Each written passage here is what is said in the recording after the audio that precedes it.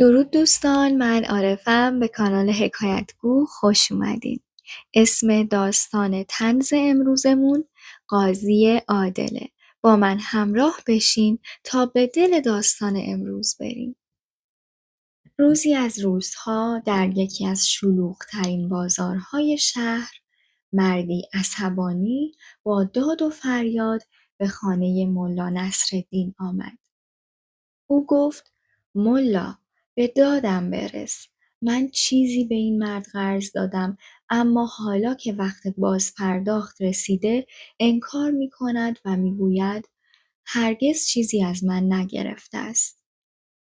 ملا که مشغول نوشیدن چای بود به آرامی فنجانش را کنار گذاشت و گفت: بسیار خوب. هر دو نفر فردا به خانه من بیایید تا این مشکل را حل کنم. فردای آن روز مرد شاکی و مرد متهم به خانه ملا آمدند. مردم شهر که شنیده بودند ملا نصرالدین می‌خواهد قضاوت کند، دور خانه او جمع شده بودند تا ببینند چه اتفاقی می‌افتد. ملا نصرالدین در وسط اتاق نشسته بود و با حالتی جدی به هر دو نگاه می‌کرد. ملا به مرد شاکی گفت: بگو ببینم دقیقاً چه چیزی به این مرد قرض دادی؟ مرد شاکی پاسخ داد: یک کوزه بزرگ پر از طلا. اما حالا که میگویم آن را پس بده، میگوید که چنین چیزی هرگز وجود نداشته. ملا به مرد متهم نگاه کرد و گفت: آیا این حرفها درست است؟ آیا کوزه‌ای پر از طلا از این مرد گرفتی؟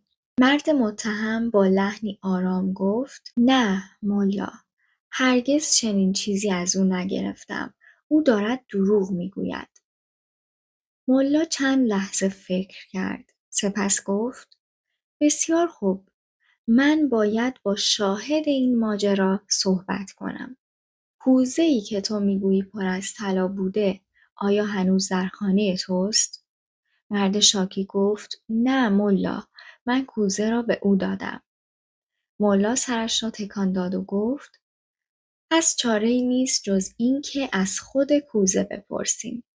کوزه بهتر از هر کسی می‌داند که چه اتفاقی افتاده است. مردم که این حرف را شنیدند با تعجب به یکدیگر نگاه کردند.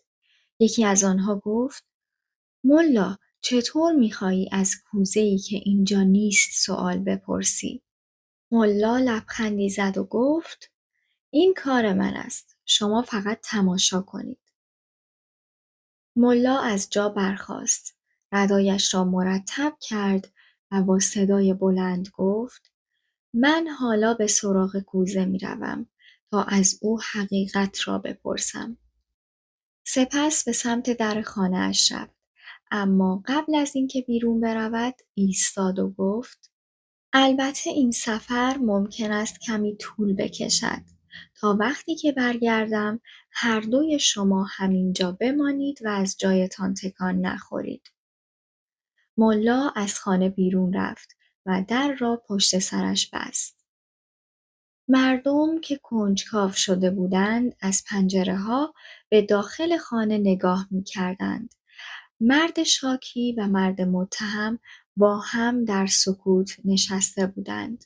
چند دقیقه‌ای گذشت. مرد متهم که به نظر می‌رسید کمی عصبی شده است، ابتدا با انگشتانش روی زمین ضرب گرفت. سپس شروع به تکان دادن پاهایش کرد و زیر لب چیزهایی با خودش زمزمه می‌کرد. هر لحظه نگرانی در چهره‌اش بیشتر می‌شد. او نگاهی به اطراف انداخت و دید که همه نگاه‌ها به او دوخته شده است. عرق روی پیشانیش نشست و بالاخره طاقت نیاورد.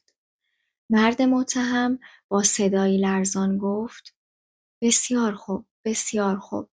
من طلا را پس می‌دهم. فقط کافی است که ملا این کوزه را به حرف در نیاورد. مرد شاکی با تعجب گفت: پس چرا تا حالا این کار می‌کردی؟ مرد متهم با لحنی نگران و دستپاچه گفت: نمیخواستم طلا را پس بدهم، اما اگر ملا واقعا بتواند کوزه را به حرف بیاورد همه آبرویم میرود. چند لحظه بعد ملا با آرامش به خانه بازگشت. وقتی وارد شد مرد متهم به سرعت جلو آمد و گفت ملا نیازی نیست از کوزه سوال کنی. من طلا را همین حالا پس میدهم.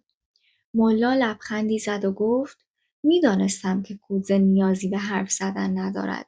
وجدان خودت بهتر از هر شاهدی بود. مردم که بیرون خانه ایستاده بودند وقتی این ماجرا را شنیدند همهمه کردند و خندیدند. ملا تو قاضی عجیبی هستی. حتی کوزه های بیجان هم از تو حساب میبرند. ملا کلاهش را روی سرش مرتب کرد و گفت قضاوت کردن کار سختی است، اما اگر کمی هوش و ذکاوت داشته باشید حتی کوزه ها هم به نفع شما شهادت میدهند. خب دوستان حکایت امروزمون چطور بود؟ اگه خوشتون اومد لایک و سابسکرایب یادتون نره. نظراتتون رو برامون کامنت کنین و ما رو به دوستاتون معرفی کنین.